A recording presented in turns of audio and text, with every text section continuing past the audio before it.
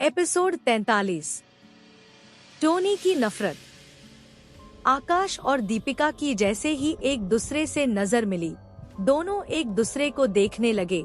इतने समय बाद आकाश को देखने के बाद भी दीपिका को आकाश याद था और उसके चेहरे पर मुस्कान आ गई। दीपिका में मुस्कुराहट को सभी लोगों ने देखा और उसे देखकर हैरान हो गए। इसकी वजह ये थी कि अपने एलिमेंट के तरह ही दीपिका का स्वभाव भी दूसरों के प्रति कोल्ड हो गया था और इन 3 सालों में शायद ही किसी बात से उसके चेहरे पर मुस्कान आया था।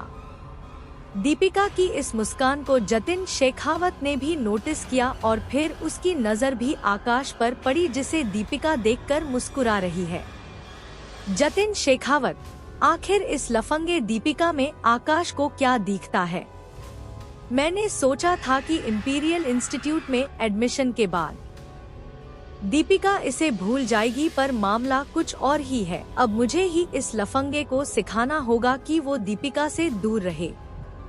मंगलम और अरविंद ने भी दीपिका और आकाश को एक दूसरे की तरफ देखते नोटिस किया, जिसे देख दोनों का गुस्से के कारण खून खुल गया। दीपिका में भी अपने पापा की नजर को नोटिस कर लिया और तुरंत अपना ध्यान आकाश से हटा दिया और इधर उधर देखने लगी। दीपिका इस मामले से अवगत थी कि उसके परिवार वाले आकाश के परिवार को परेशान करने का मौका तलाशते हैं। दीपिका ने इस मामले का विरोध भी किया। इसी वजह से शेखावत परिवार ने आकाश के परिवार के खिलाफ कोई एक्सट्रीम मेथड को यूज नहीं किया था जिससे दीपिका नाराज हो जाए। आकाश दीपिका का बचपन का सबसे अच्छा दोस्त था और दीपिका अपने इस बचपन के दोस्त को अपनी वजह से किसी परेशानी में नहीं डालना चाहती थी। इतने दिन बाद आकाश को देखकर दीपिका खुश थी और उससे मिलकर कई सारी बातें भी करना चाहती थी, पर इस समय सबक नजर उस पर ही टिकी हुई थी। इस वजह से दीपिका ने इस तरह प्रीटेंड किया कि वो आकाश को नहीं पहचानती और बाकी सभी की तरह आकाश उसके लिए किसी अजनबी से ज्यादा कुछ नहीं।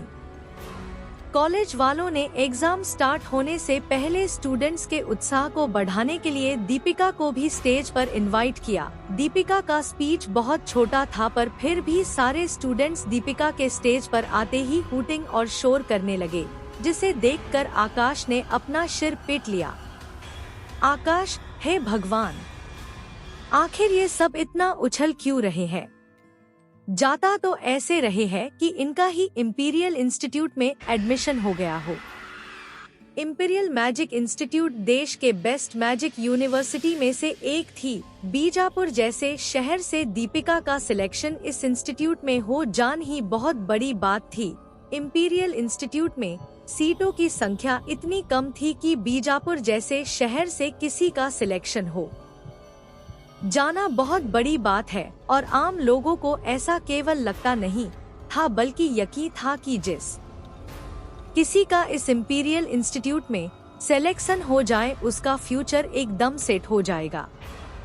दीपिका कितनी टैलेंटेड है, इस बात का अंदाजा इस बात से लगाया जा सकता है कि जिस यूनिवर्सिटी में हजारों मैजिक कॉलेजों के स्टूडेंट्स अपने मैजिक हाई स्कूल के खत्म हो जाने के बाद एडमिशन लेने का सपना देखते थे, उसमें दीपिका में इतनी छोटी उम्र में ही एडमिशन ले लिया और वो भी बिना किसी मैजिक हाई स्कूल को खत्म किए।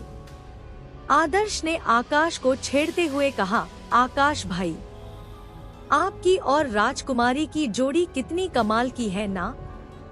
वैसे एक तरीका और भी है, अगर आप मन लगाकर मेहनत करो तो जिस तरह से आपका टैलेंट है उसके हिसाब से आपको भी इंपीरियल इंस्टीट्यूट में एडमिशन मिल जाएगा।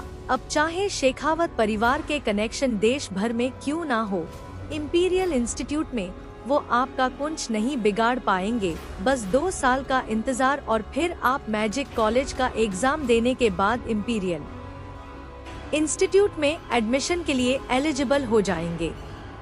आकाश ने आदर्श को आंखें दिखाते हुए कहा, देख आदर्श, जो कुछ भी हुआ वो सब बचपन की बातें हैं और मैं अब अपने परिवार के लिए और मुसीबत नहीं खड़ा करना चाहता। इस वजह से अब मेरा और दीपिका को कोई लेना देना नहीं है।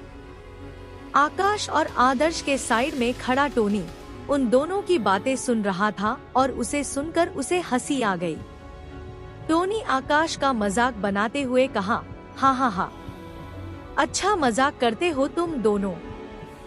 ये और वो भी इम्पीरियल इंस्टीट्यूट, हाँ हाँ हाँ। टोनी ने आकाश के तरफ हाथ दिखाकर जोरों से हंसने लगा।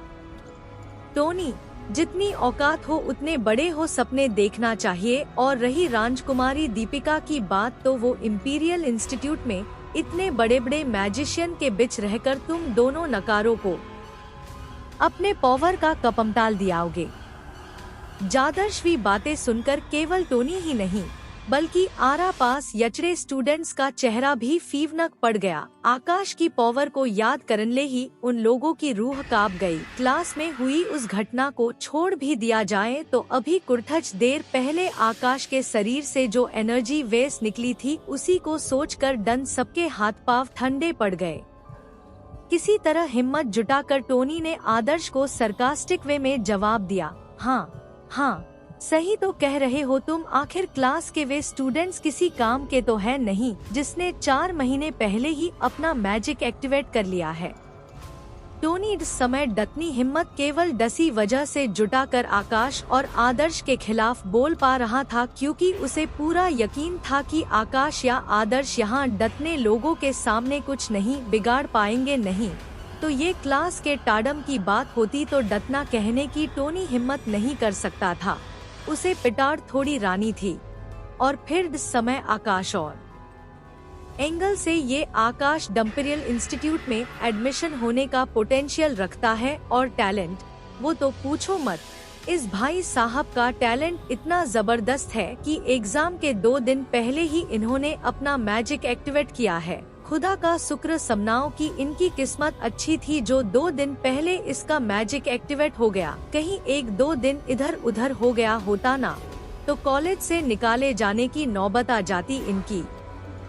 टोनी की बात सुनकर सब स्टूडेंट्स हंसने लगे और 10 तमाशे का आनंद लेने लगे। टोनी अपने जवाब से एकदम खुश हो गया। उसे यकीन था कि इस उल्लू के पट्टे आदर्श के पास उसकी बातों का कोई जवाब नहीं होगा।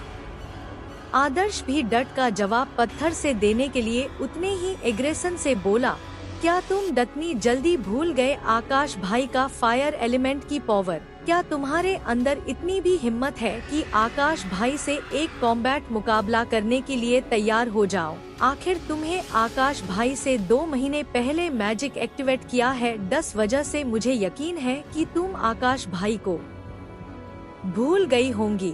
आखिर हो कौन तुम भाई जिसे राजकुमारी याद रखेंगी? टोनी की बात सुनकर आदर्श गुस्सा हो गया और बोला, अबे टोनी, तू पागल है या फिर तेरे दिमाग के कुछ पेंच ढीले हैं? डटनी मार खा लेने के बाद भी तू बार बार मेरे और आकाश भाड़ के मामलों में टांग अड़ाता है। क्या तू सचमुच में उस अरविंद के पीछे जिंदगी भर दम हिलाता हुआ रहना चाहता है और उसके बिहाफ पर हर में परेशान करता है? अब तू वही बच्चा नहीं रहा बल्कि एक मैजिशियन बन गया है। आखिर कुछ को सेल्फ रिस्पेक्ट कर अपनी। आदर्श अब वो डरा और सहमा सा बच्चा नहीं रह गया जिसे टोनी बचपन में परेशान किया करता था, बल्कि क्लास के उन टैलेंटेड स्टूडेंट्स में से एक था जो रैंकर क्लास में सिलेक्शन का पोटेंशियल रखता है। 10 वजह से जैसे ही आदर्श ने ये बातें कही, आसपास के सब स्टूडेंट्स टोनी को ही देखने लगे। अपने ऊपर इतने स्टूडेंट्स की नजर देख टोनी शर्म से पानी पानी हो गया और झमुंड झालाते हुए बोला, दुश्मन मैंने गलतल क्या कहा? आरविर किस?